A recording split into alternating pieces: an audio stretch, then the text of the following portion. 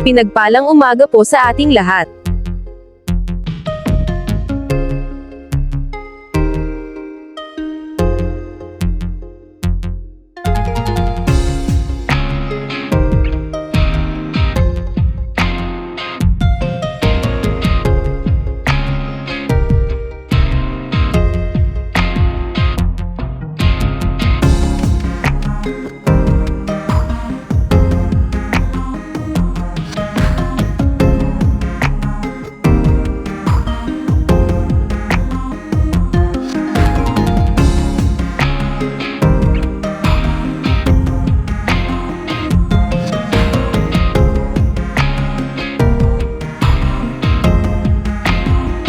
Maraming salamat po sa panonood.